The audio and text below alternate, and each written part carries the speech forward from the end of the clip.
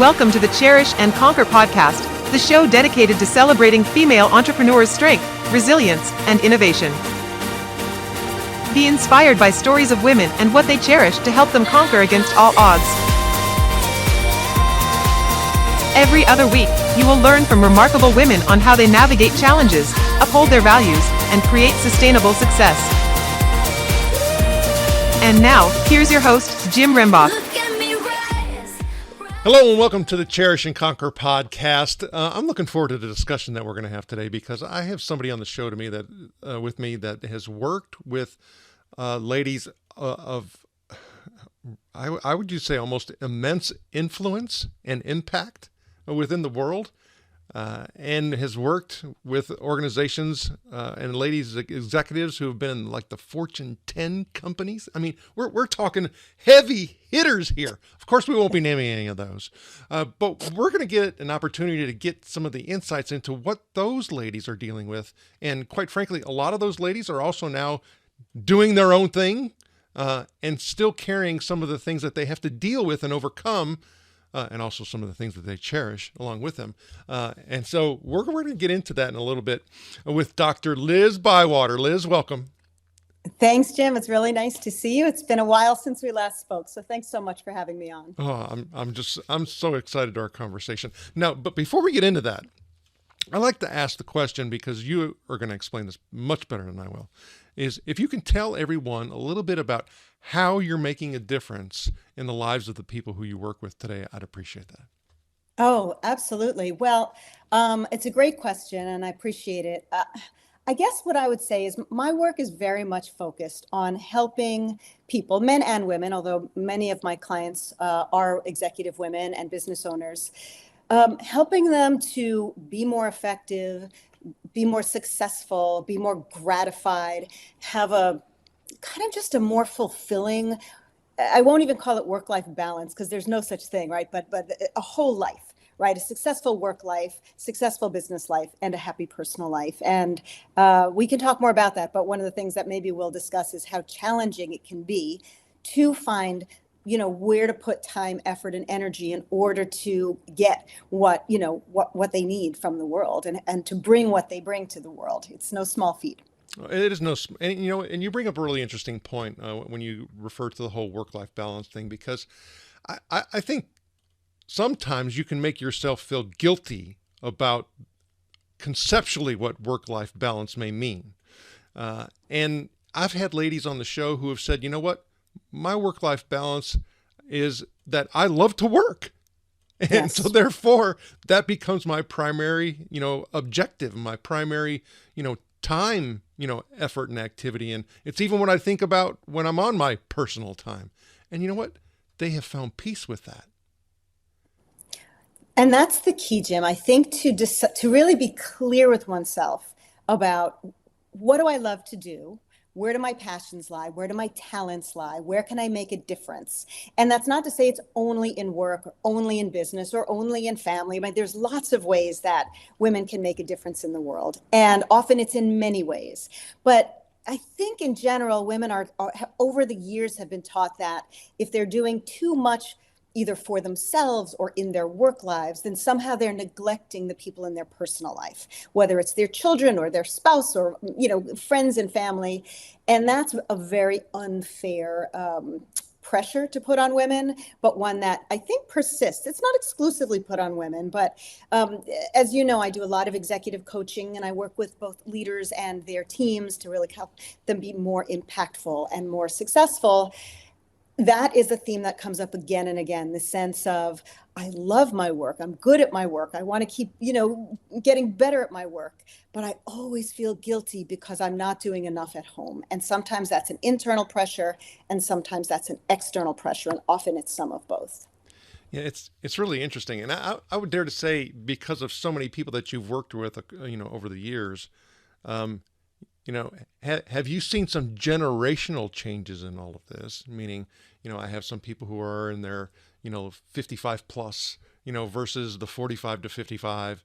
versus the 34 to 55, 45. I mean, do you see a shift and a difference based on where you are in your life cycle? And everybody's different. So for example, I know of some guys, and I don't think I would want to do this, who are having kids again or for the first time in their 60s. And I'm like, I don't think I could do that.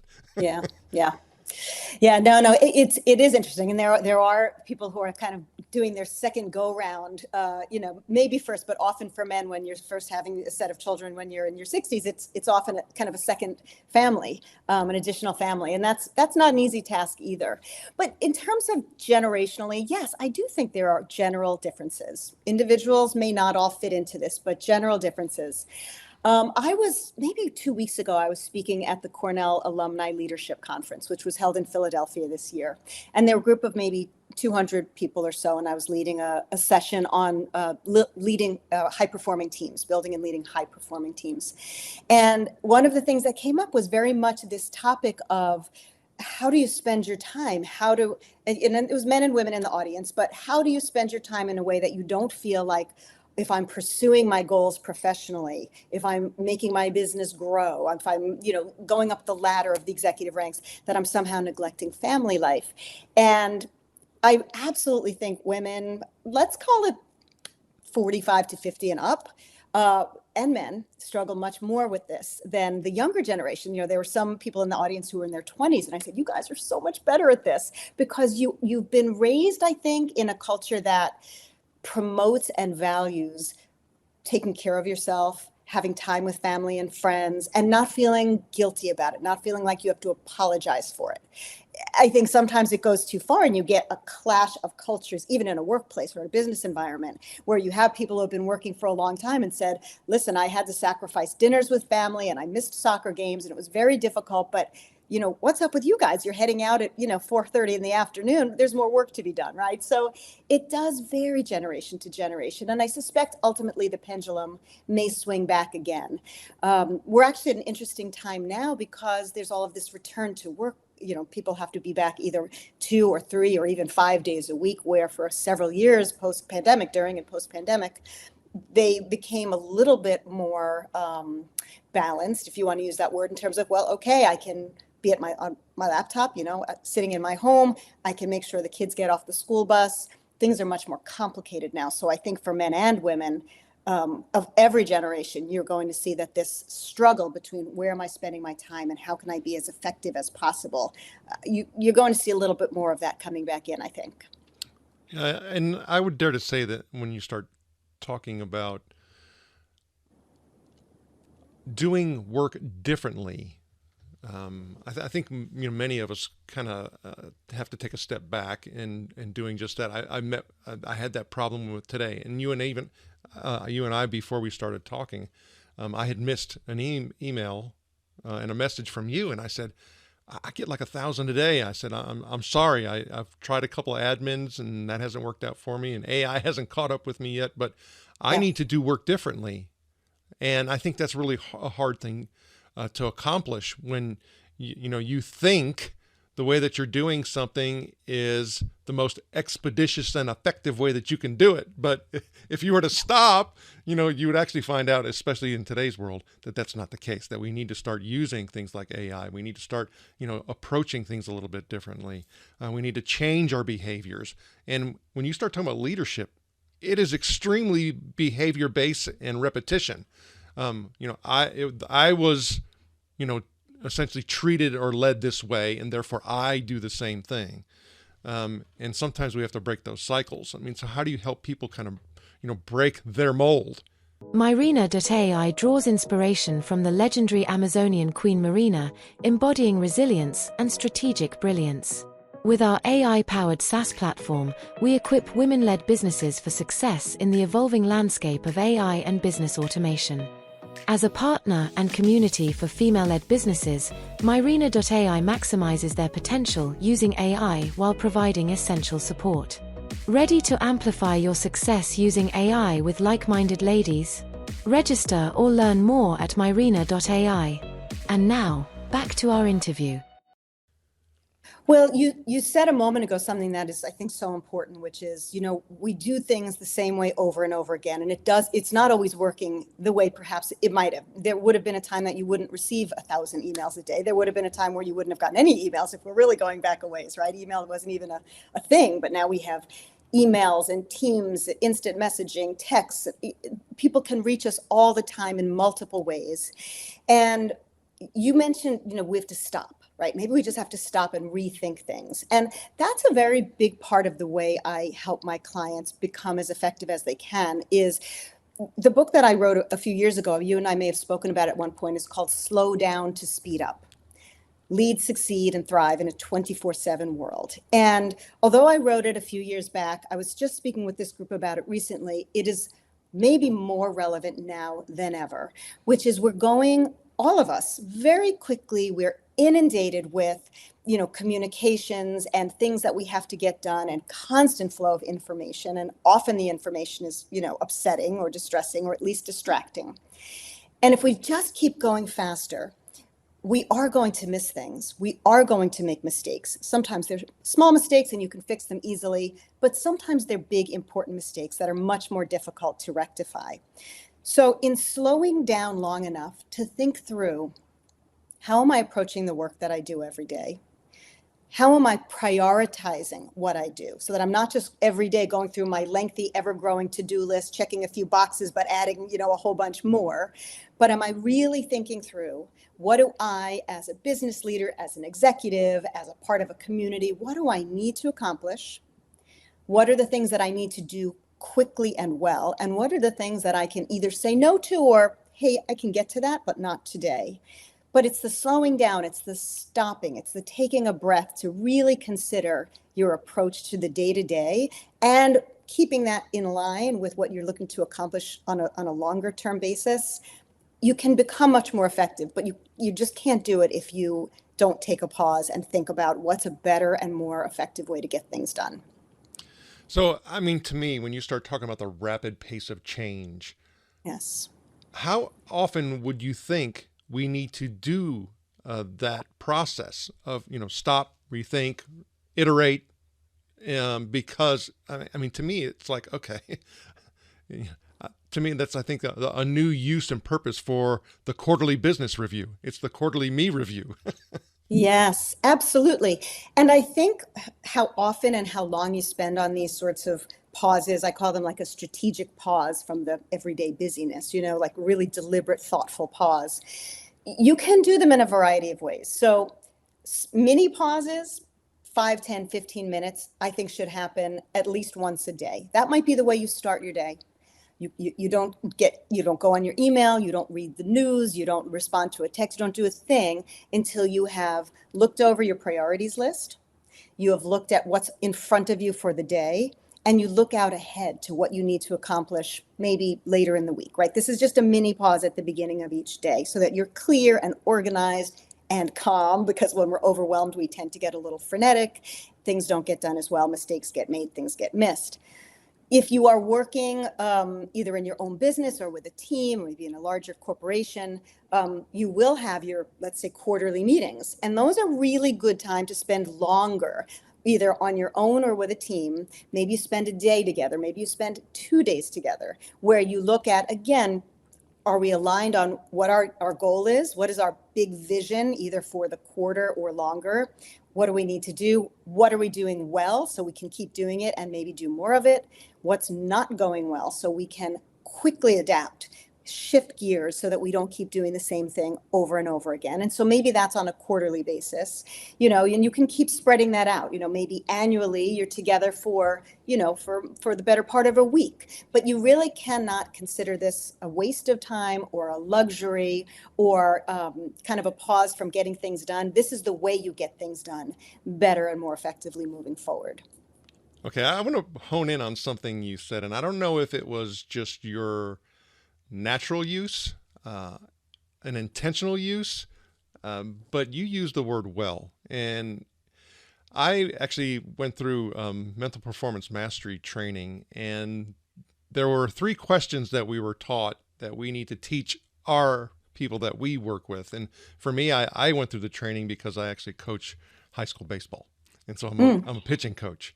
And so yeah. the person who actually developed this program works with a lot of athletic teams, but is now also working with a lot of organizational teams as well.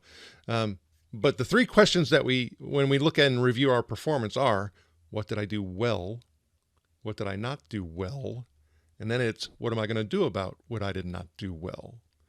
And it was all about well. Yes. So can you provide some insight into why we should, when we are doing this review, use well? For a couple of reasons, at least. The first reason is it's very easy to ignore the things that are going well and hyper focus on the things that have to improve. And I work with very high performing executives and business owners all the time. And invariably, when we talk about, how things are going, how they're being perceived by their stakeholders, where they're making progress, et cetera, they say, I don't want to hear what's going well. Just tell me what I have to do better. And the truth is, we all build on strength, right? We don't build on weaknesses. If you're doing very well and you do a little better than very well, that's much better than pulling up from doing poorly and just kind of getting good enough. If you're really doing poorly in some areas, yes, you, your team, your company, you need to fix it if it's going to weigh you down. But real growth and progress comes from focusing in on strengths and excellence. And I thought of an example actually as you were speaking. My son is a French horn performance major. He's about to graduate and go on to his master's program in French horn. And one of the things he has to do all the time is practice his instrument. Every day, multiple times a day, he has to sit down with that instrument. And he could spend an hour or two or three a day playing the same things sort of well or poorly and get no benefit. And in fact, be repeating bad habits so often. I would imagine in sports you see the same thing. If you keep repeating things that are not going well, you get better and better at doing things poorly. But if you slow down and you figure out, what am I doing well? How do I keep doing that even better and in more ways? That's where the real magic is. And that's where progress emerges. Now, I'd love that you say that because thinking about the whole pitching thing, we're talking about body movements. And I talk a lot about quality of that movement. And if we start thinking about it and applying it into our leadership behaviors, it's, how are we going about and executing upon that? And if we just keep doing the same thing, if they don't fix their body movements, look at the quality of their movement, what I say is you just get good at being bad. That's it. That's it. And that's a waste of everybody's time, right? It's certainly going to hold the individual back, but in baseball, you've got a team, it holds your whole team back, right? It's just, it's not a useful thing to focus on. Again, if something's going wrong, I'm sure you make improvements. It's important so you don't drag everything down, but figure out what's going well. And if as a leader, you also are demonstrating to the people around you, let's think about our strengths. Let's think about our passions. In some groups, I ask people to think about what do they bring to the team, right? What am I really good at that I want to share with you as my colleagues? How can I help us collectively improve? And that leaves everybody in a much better position to keep growing. So if you could, and when you start talking about the things that, either even yourself in your own small business Yes. or working with others, can you talk to how embracing female qualities and strengths has actually helped to overcome challenges in the business? Embracing female qualities and strengths. Yes, absolutely. So one of the things, and again, we're speaking in generalities, but one of the things that has often been valued among women in our society, and women tend to be pretty good at, is nurturing relationships. Women, for the most part, and part of this is focused, on family and community and so on, and it translates many times into a business environment. So the focus on making sure that there's trust, there's good communication, that when things aren't going well, you go back to whomever that you've had maybe a conflict with and say, hey, how do we work this out so that we can solve a problem and that we can continue to feel, safe and trusting of one another as we move forward. That tends to be a great strength of many women. And I feel like many really good female leaders, men as well, are really excellent at building and maintaining relationships. So I think that's one. I also think kind of related to that, communication can be a great strength of many women. Again, not exclusively so. Many men are wonderful communicators, but a lot of women are especially good at this. And it's important because how do we convey the vision that we have for our company? How do we tell people that work for and with us what we need? And how do we align on, making growth for the company? You have to be speaking with people. When you're not speaking with people, maybe you're communicating in writing, but that crystal clear, thoughtful, respectful communication can be a strength. And that's really important to focus on and not ignore. So relationships, communication, I think self-reflection can be a great strength of many female leaders. The ability to slow down a bit and understand, how am I coming across? Where are my strengths and where are my weaknesses? Now, this is, as you and I know, this is a double-edged sword, because awareness of one's weaknesses is important, because otherwise you stumble over your own 2 feet. You don't even realize it. But it's a strength to know that they're there and to decide what are the things that I need to work on improving so that I'm not inadvertently holding myself or my company back. So one of the things that's always, I can give a multitude of different examples in regards to when we think we're doing the right thing. And I jokingly, talking about that self-reflection piece, right? I jokingly say that God made our eyes point outward. We can't really see what's going on inside. And some of us, can get a reflection and get an understanding. But for the vast majority of us, we're doing things that we don't even realize are self-sabotaging. Talking about, working with all these different, folks within these organizations, and do you see some type of, because you talked about generalities, some common things that people just kind of carry with them, regardless of whether it's in the organization or it's in their personal work, or when they go and start their own side gig or their own thing? At the core of Myrina.ai is customization and the innovative AI you process, which uses AI to infuse your personality, style, and vision into cloning you and growing your business. Are you ready to amplify your success using AI with a community of fellow female entrepreneurs? Go to Myrina.ai today. And now, back to the interview. Yes, absolutely. And I think one of the things that comes to mind immediately is a lack of self-confidence. And that's kind of a broad statement, but I've worked with women who are new managers all the way through CEO level, independent business owners, and also, Fortune 10 executives. The theme that runs through is that there is sometimes maybe this is too strong a word, but kind of this imposter syndrome, right? Like, how did I get here? Am I really good enough to do this job? What happens if I open my mouth and they find out I'm not as good as everybody thought I was?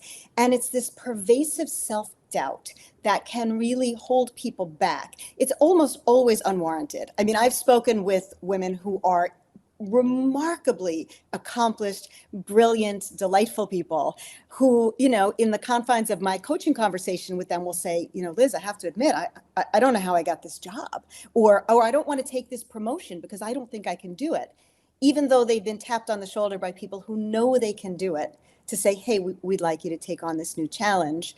So that's a theme that I think is an important one. And it's unfortunate because in some ways, I think, little girls are raised to be a little bit more deferential, a little more self-deprecating than little boys are. Little boys more often are told, don't cry and don't show your weakness. And that's unfortunate for them, right? They have to be bold and have a lot of bravado.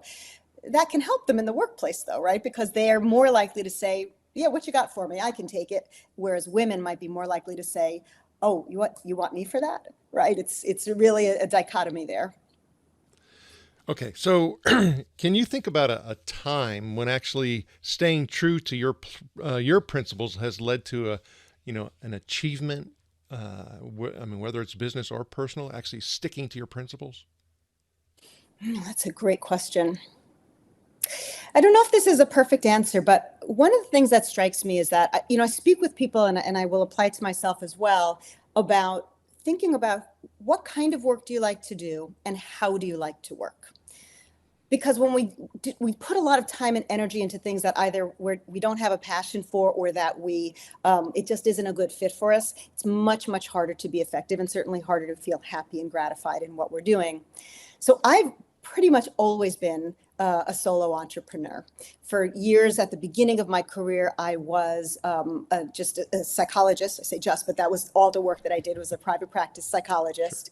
But in my own practice, there was a very brief period of time where I worked for somebody else. And frankly, I did not like it. I really prefer being my own boss, setting my own schedule, choosing with whom I will work, and so on. And I really followed that over the years of my career, even when, maybe this was 20 years ago or so, I switched gears to where, almost everything I do now is around leadership consulting and working with teams and helping executives and organizations. Still have a small private practice, but it's always been me working for myself in the ways that work fit my style, and allow me to. The other thread is that I really love helping people. And that has been something that has been a commonality from clinical work all the way through my executive coaching and leadership development. So work for myself, try to do some good in the world, and try to help people live sort of better, happier, more effective lives. Okay, so talking about that, doing your own thing and all that, what inspired you to start your own business, and how does it align with the concept of cherish and conquer? I mean, you hit on it a little bit, but if you could kind of really gear it in on cherish and conquer. Yeah. Well, when I first got into this executive coaching space and leadership development, I had spent a number of years in private practice, and I was, in terms of cherish, like I called on a lot of things that I was good at and I was trained at and were part of my natural inclinations. But there was something about only working with people one-on-one in an office, having an impact that was not quite as broad as one can have working in an organization. I felt like I could do more, like I wanted to add something to that. And then I actually, it's sort of happenstance, I got a mailer, old school postcard in the mail, again, maybe a little more than 20 years ago now. It was sent out by a fellow who is a clinical psychologist who was working now as a corporate coach. And he said, are you a PhD level psychologist? You have all the skills and experiences to be really great working as a coach and consultant in the corporate world. I can give you some materials, and then you can launch your own business doing this if you're interested. And I explored it. And I said, this it allows me to keep being helpful. It allows me to do things in a bigger, broader way. It allows me to continue being my own boss. And it pulls on my strengths in working with people, in communication, and helping build relationships. So I took those things that I sort of cherish about myself and my lifestyle and my work life. And the conquer part, I guess, was conquering the idea that I really did not know anything about at that time, the business world. Frankly, I didn't know about coaching. I didn't know about, the executive suite. It was all new to me because I was working in private practice doing clinical work. But I decided I wanted to take a chance. And what's the worst that can happen? And let me give it a go. And I have not turned back ever since. I've just been very fortunate. I've had a great deal of fun. And I wouldn't have done it any other way in retrospect. Well, okay, so I'm going to need you to kind of dissect things a little bit more for me, because there's a very big difference between sitting here and saying, I'm going to coach and help people who are leaders, and then therefore, example, I'm going to be working with, or I end up, well, however the case may be, working with organizations that are in that, let's just say, $5 to $50 million range. That's not what you're doing. So how do you think about that whole segmentation piece, and then gravitating or moving or intentionally or proactively moving to be able to work with, large, very large organizations and the largest of the largest? Well, I think there were a few things that went into it. And one of it, and don't let me forget to come back to this, because I do think the fighting this sense of, do I know what I'm doing? Do I have enough self-confidence is important, because at the very beginning, I thought to myself, I don't know what I'm doing. Can I do this work? Can I be of help? And I learned as much as I could. And I think I was able to have impact early on because of my training and experience as a clinical psychologist. But I also leverage something which is a strength of mine, which is building connections and relationships. And I met up with a small boutique firm that was working with senior executives in very large companies. And I did a little bit of subcontracting for them. I, did some coaching. I met some executives. And I realized pretty early on that people are people. And whether I'm working with somebody in my clinical office and they're talking about family life and work frustrations and so on, or I'm working with an executive in, a Fortune 10, Fortune 50 company, and they're managing, billions of dollars and have, hundreds or 1,000 people working within their organization, people are people. And if I can listen well, and if I can add a bit of advice, and if I can ask some thoughtful questions, I can help people come up with some of their own solutions, along with some, over the years you learn quickly. And then it didn't take too long for me to start absorbing how these companies work and what some of the political dynamics are and how to ensure that people are being perceived in the ways that are important for, career development and career growth. So it does seem like a big leap because, how come all of a sudden, how did I go to all of a sudden working with executives in these very high roles in these very big companies? But, in some ways, the work was the same from the very beginning through today. Well, I think you hit on some very key and fundamental components. I mean, you talked about, listening. And I think we all can get better at that in our active listening skills. Yeah. And then it is, the inquiry piece, and asking better questions that get deeper to the point to where what you said, I think, is extremely key. And that's people coming to their own conclusions. That's absolutely true. That is spot on. And you're right. Most of us can get better at active listening. Oftentimes, and part of this is that we are in a very busy world and we often feel rushed. We always are trying to get to the next thing, that we sort of know what we want to say, and we might even know what answer we want to get from the other person. And the other person might be halfway. I mean, I have wonderful people that I'm working with, but I have to remind them frequently when they're speaking with their colleagues, even though you know what they're going to say and you can stop them mid-sentence, don't stop people mid-sentence. Let them finish their thought. Sit with it, think about it, see if you can learn something new from it, maybe ask another question. And if you need to say at the end, you know what, I completely agree with you, I'm glad you got to that point. That's much better than stopping them midpoint and saying, yeah, I know, let's go to the next thing, right? I was already there, because people feel very devalued and demotivated when you do that.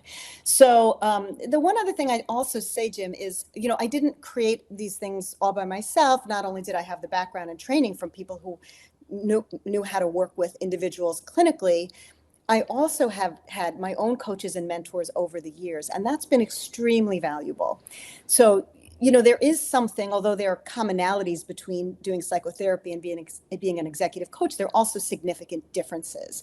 And so I have also engaged my own advisors and mentors to help me understand the frameworks around organizational dynamics and, some of the proper ways to approach the coaching work and to be most effective with my clients. So I want people to know too, not to expect to be able to do it all on her own, because it's really useful to have people around you who've done this sort of work, whatever the work is that you're doing, and get some advice and some mentorship and a thought partner. Well, and I think you even hit on it too. I mean, because what I hear is you were taking multiple perspectives. Because I would dare to say, while there's some consistency across the people who you've had, that type of relationship with, is that there's always that, the old Pareto principle rule comes into play. Well, 80% of what they were talking about seems very similar, but this was the differentiator. And I think as you get more skilled at something, it's that 20% may go down to 10 because, hey, I've been here for a little while and I've got long in the tooth, as they say. But there's still always something that you can gain. And then also the questioning piece being so important.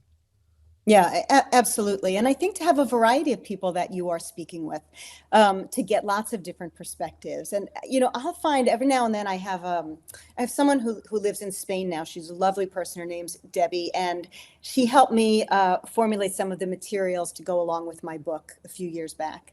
And she and I had fallen out of touch until recently. And I said, oh gosh, we haven't spoken in a while. Let's get on a Zoom call. every time I speak with this person, and she doesn't do executive coaching, she's much more in the publishing space and social media promotion and that sort of thing.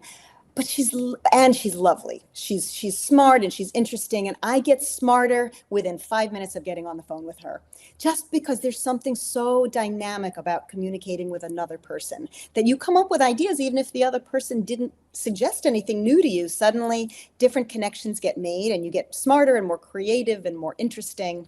So even a solo entrepreneur, I think, does very well to keep lots of good, robust, interesting connections with other people.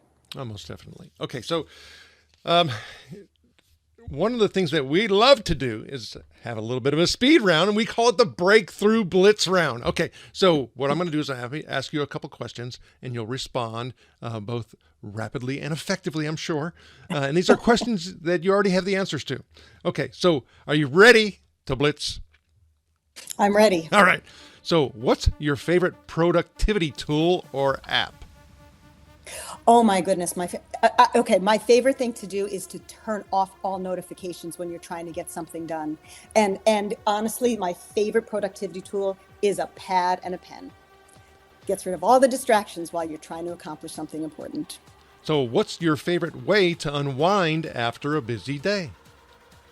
Oh gosh. Well, the weather, I'm in Pennsylvania. The weather's just starting to look like a little bit of spring. As soon as that sun comes out, my favorite way to unwind is to go for a beautiful walk in the neighborhood or relax in my backyard and just do nothing. If you could have dinner with any female business leader, living or deceased, who would it be? Oh my goodness. Okay. Well, I feel like I should steer away from the political because it's such a crazy political environment right now. Gosh, I would say maybe Barbara Walter, because she's spoken with so many people and she was such a firecracker. I think she'd be very interesting. And what's your favorite quote or mantra that keeps you motivated? Oh my goodness. My favorite quote or mantra. Steve Jobs said something, and I may be misquoting him, but I think he said that he wanted to make a dent in the universe. I think that's very inspiring. And so I keep that, near and dear to me. And what is one piece of advice that you'd give to aspiring female entrepreneurs? Do it. Just do it. Go out there, have confidence in yourself, make good connections, and do it. Okay, this is our last Breakthrough Blitz question. What is the biggest misconception people have about being a female entrepreneur, and how do you address it in your own experience? The biggest misconception is that women don't have enough time to be successful running their own businesses. And it's absolutely not true. You have to get support. You cannot do everything. You have to pick and choose what's most important to you, but there's nothing holding you back from being remarkably successful. Dr. Liz Bywater, always a great conversation that we have, and I'm glad you joined me today. But how does the Cherish and Conquer listeners and watchers get in touch with you? The most direct way is to find me on LinkedIn, Liz Bywater. There are not many Liz Bywaters on LinkedIn. Connect with me, send me an invitation. Would love to meet some new people. They can also go to my website, which is lizbywater.com. And give us one quick shout out again for the book that you had referenced. What's the title and subtitle? Yeah, I'll actually show you a picture. So the book is, I don't know if you can see this in here, Slow Down to Speed Up, Lead, Succeed, and Thrive in a 24/7 World. Liz Bywater, thank you for sharing your knowledge and wisdom, and we wish you the very best. Thanks, Jim. Really nice to speak with you. Be well. Thanks for tuning into the Cherish and Conquer podcast from Marina. Join our community of trailblazing women at community.marina.ai and get access to exclusive resources, checklists, and guides. If you found value in today's episode, please rate, review, subscribe, and share it across your social platforms. See you soon, and remember, barriers are for breaking.